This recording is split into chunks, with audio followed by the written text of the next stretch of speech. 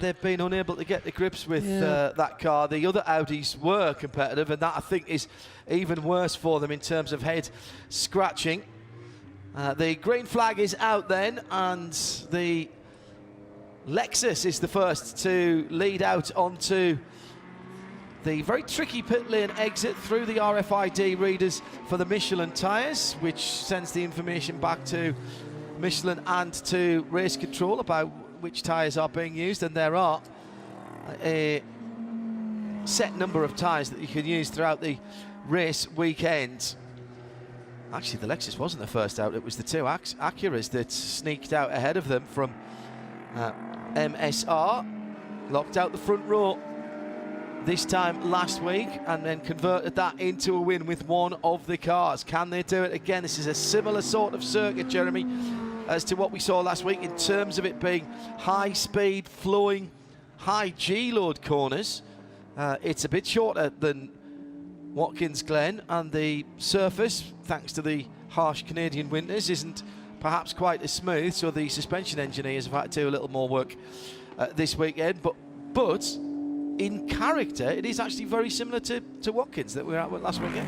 Yeah, in many ways, certainly there are similarities. It's fast. It is fast. But yeah, this is going to be an interesting qualifying session. I think it's interesting this weekend that the Acuras, they've been competitive, but they certainly haven't been as quick as they were 1 week ago at Watkins Glen. They were very much the class of the field in terms of pace. We haven't seen that yet this week. We'll see how qualifying goes for the two cars. Bea Figueiredo, or Anna Beatrice as she's sometimes known, when she was racing here in the Indy cars and Indy Lights before that some years ago, and then even for the first few races of the season I think she was calling herself Anna Beatrice, but Anna Beatrice Figueiredo is a proper name, and she goes as Bea, and Bea will be qualifying at number 57 Acura this morning. Just still, yes. And the qualifying lap record here for this, we better get that one into public record quickly, I think, today. Well, I don't think we've actually got down to lap record times yet in GTD in practice. 16.2 by Robbie Foley this morning. That's been the quickest lap of the weekend so far, I think. The record, though, is a 15.5. Oh, wow. That was set last year by Jack Hawksworth in the Lexus, 1:15.581. Right, well, let's see if we get somewhere near that. The speeds down the back straight, up over 150 miles an hour for these GT Daytona cars, running to the International GT3 specification, with some aero, but not nearly as aero dependent as their bigger and more developed cousins in the GT Le Mans category, which we'll see later on in this qualifying session. 159, the quickest speed trap figure we've seen for a GTD car. That was actually the BMW of Bill Aubin in the first practice session, but most of the cars are around about 156 to 158. That's quick enough. Oh yes, that is quick enough in a car that very much has its roots in street cars, albeit exotic street cars. Let's see what the first times are coming. We'll see, I think, guys, just bringing their tyre temperatures up gently on these Michelin tyres. What we have seen is they are very, very durable indeed. Not beyond the bounds of possibility that you would fuel the car and leave it out for pretty much the whole 15 minutes. Different teams, different drivers, and indeed different cars requiring slightly different ways of warming the tyres up. You start with what's called a cold temperature pressure, cold pressure. You'll hear the drivers talking about, and the tyre engineer along with the car engineer will work together to set that before the car goes out, and then within a couple of laps, hopefully the hot pressure will be where you want it to be to get the optimum contact patch and the optimum grip from the Michelin tyres. Coming to the finish line now, in fact going through the 73 of Patrick Lindsay, 118 for him, 117 for Trent Hinman in the 86 Acura, winner last time out, 117.5 for Robbie Foley in the Turner BMW, the 96 yellow and blue car. He's coming around to complete another lap just into our sight. We're just on the left-hand side, driver's left-hand side of the final corner, turn 10. riding over the red and white curb and dropping it back across the start-finish line. Foley goes to the top with a 16.8. Now we're starting to get interested. Yeah, absolutely. Trent Hinman there laying down the benchmark with a 17.0, but Robbie Foley a couple of tenths inside that. Quickest through sector 2. That car is quick on the straights here. That twin-turbo V8 engine in the BMW is certainly very efficient around this uphill, long Mario Andretti straight leading into turn 8, and Robbie Foley taking full advantage of it. He's driving beautifully right now. As Shea was saying a little while ago, he initially had the pole at Detroit. Unfortunately, it was taken away from him for a technical infraction afterwards, but he did the job at the wheel of the car. I think it wasn't really a performance enhancement that caused that car to be disqualified, but disqualified it was, so the pole did not stand. He's going to looking to set the record straight here. And the number 12 Lexus, Frankie Montecalvo, made good use of the special 15 minutes that are given to GTD drivers of silver or bronze yesterday, and improved his time significantly in a 5 or 6 lap run. Just kept getting quicker and quicker. Massive confidence booster for Frank, and he's driving really well this weekend. I agree. He was in the top 3 during that session. I think on his last lap around, he cruised around because he was too close to the traffic in front, so he's given himself a bit of space. He's on a good lap now. Trent Hinman has gone back to the top, though, at a 1:16.503. Also, Robbie Foley did improve on that lap, but he didn't get quite close enough. At 0.047, the margin between number 86 Acura and the number 96 BMW. Live in sound and vision, we're trackside at Canadian Tire Motorsport Park. Here comes Montecalvo, crosses the line and improves. Does he? Yes, he does. Goes up to what was 4th for a moment, now 5th position. Ben Keating goes up to 3rd in the Mercedes. Great lap by Ben, just a 1/10 of a second shy of Trent Hinman. Actually, Trent's just improved again on this last lap. 16.481 now for Hinman, 16.550 for Foley, 16.581 for Ben Keating. He's just in tune with that car. He said, I spoke to him just a few minutes ago, he said the car, for some reason, he knows not why, loves this racetrack, and so does he, and it shows. And he's loving the feedback that he's getting from the car as well. He says it really does tell you exactly what it's doing around here, and having that confidence where so many of the corners you turn into as an act of blind faith because you can't actually see the centre of the corner, the apex of the corner. Robbie Foley for BMW now at the top.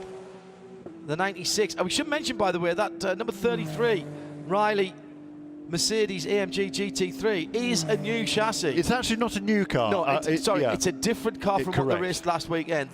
They had an incident early on last weekend, and they didn't feel that they could repair the car to a standard that they felt comfortable with, so they rebuilt another chassis that they had. Ben Keating goes to the top in car number 33, 1:16.253 for Ben Keating. Which is still quicker looking than he for went his last first year. ever pole. This would be a cool place for him to get it. That is quicker than he went last year in qualifying, yes, it is, by a couple or 3 tenths. He'll be delighted with that, because talking to him this morning in one of our early sessions here on IMSA Radio, Shea Adam was asking that question. He said, if I can get somewhere near what we did last year, I'll be pretty happy, but I'm not sure that's quite in the car and the track and the temperature. Well, he's not only matched it, he's gone better, and he's on pole, and Shea did tip him for pole position. And at the moment, he holds that by a slim margin, 0.092 of a second to Robbie Foley, who is looking to improve and does improve and gets down to a 16.1. So he goes from 0.091 down to 0.081 up. Foley then to the point. We have 6 minutes to go. And here comes this is a slow lap again. Now he's building up. He cooled down just a little bit, only a couple of seconds slower than before. So now we've still got 5.5 minutes remaining in this session, John, so there is time. That was a really, really smart piece of driving from Ben Keating all the way to the curb. That's all right. He kept his right-hand wheels on the red and white curb. That will count. If he'd gone all the way over there with the Michelins on the right-hand side, he would have invalidated that lap. Very, very close attention being played to turn 1 and the bottom of the hill at turn 2 for any kind of advantage. Foley's lifted off as well now, and he's just trying to get another heat cycle into the Michelin tyres. Temperatures are pleasant here, nowhere near as scorching as they have been. Good crowd on hand as ever here. Massive crowds getting ready to come in early on in the weekend for the camping grounds here.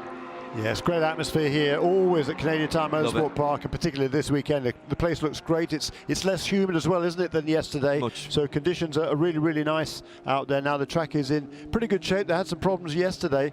I think it might be doing a little bit more sort of remedial work or preventative work on that track, maybe even before the Conti race this afternoon. But right now it's working just fine. There's an improvement for Matt Plum in the McLaren. The 720 SS3, yes, and for Compass Racing.